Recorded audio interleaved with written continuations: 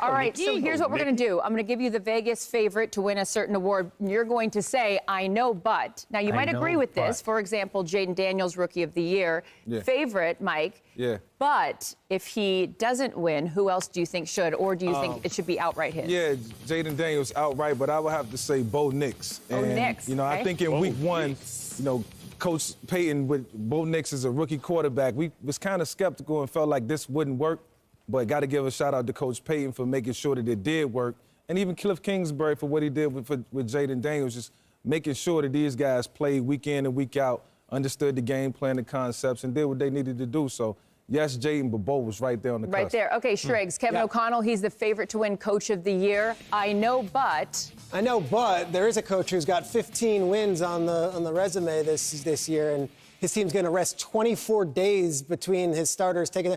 Does Andy Reid get any love?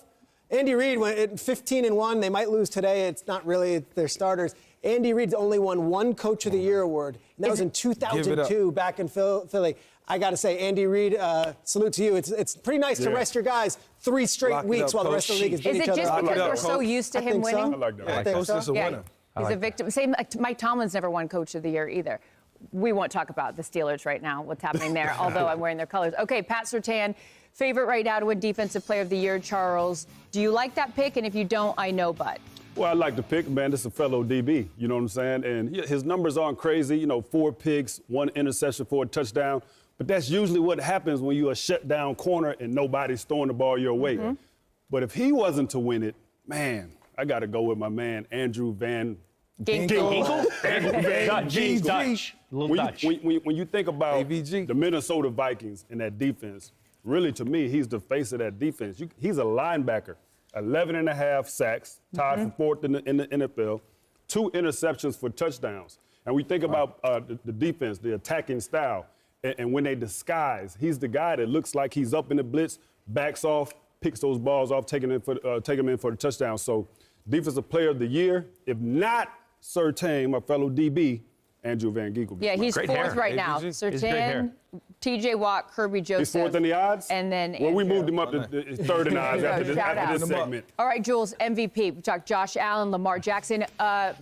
Mike thinks that it should actually be Joe Burrow, but who do you think should be the MVP? I know it should be a quarterback, but Saquon Barkley should be the MVP, and it's because of the story. This is a league full of stories. This guy grew up in the Bronx, was born in the Bronx, wanted to be Mr. New York Giant, was Mr. New York Giant, went to Penn State, then he gets shipped off to their biggest rival, the team that he grew up hating, and has a 2,000-yard season. Only 8 players have ever done that. There hasn't been a MVP that hasn't been a quarterback for 12 years. Since Adrian Peterson. Adrian Peterson. Yeah. Let's throw the running backs a bone. Can we throw him a bone? NFL, let's get a running back as MVP. Decision has been made not to play him today. If you were Saquon Barkley, would you play? Man, I would. You would? 100 yards. I played the first half. First half. Let me ask you, would you pound your fist and would you go to Sirianni? Coach, I need this 100 yards, man. I want to be the leading rusher, season-leading rusher of all time. I want that record. I'm only 100 yards away. They didn't give him the option. Terry, you've done a really good job of not saying anything this whole segment. They didn't give him the option. Jimmy said he would have gone to him and asked him, do you want to run, play? And then, if he plays, then the offensive line has to play, right? Everybody wants a week off. What's wrong with that? But that's an offensive lineman award. Let's go into the award. I would want the award, be honest with you. I want it too.